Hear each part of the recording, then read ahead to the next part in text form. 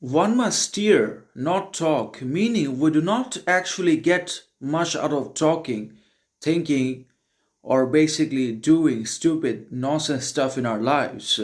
The value of talking and the return ratio of saying nothing is very terrible, and that's why we should definitely try to avoid talking or do away with talking absolutely as much as we possibly can, because again talking cannot be considered to have much important significance, greatness,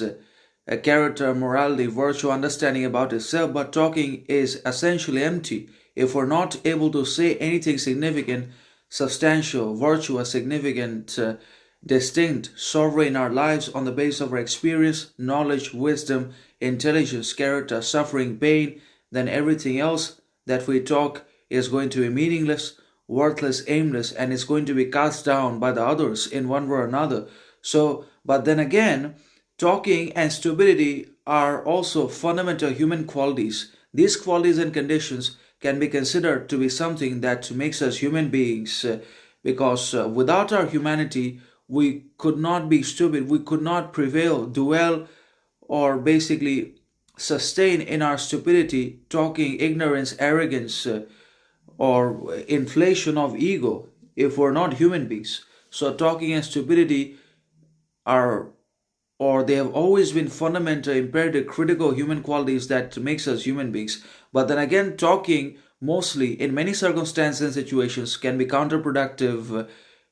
to our growth, progress, learning, because when we prefer to talk more than think, listen, and say,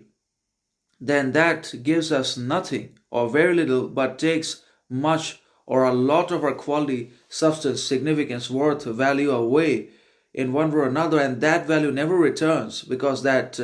disappears, vanishes into the societal realm and other people consume it.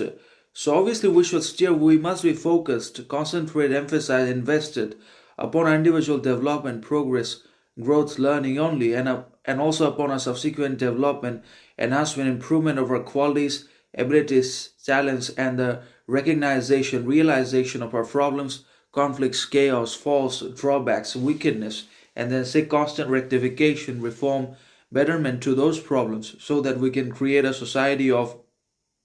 responsibility and accountability and self knowledge, self character,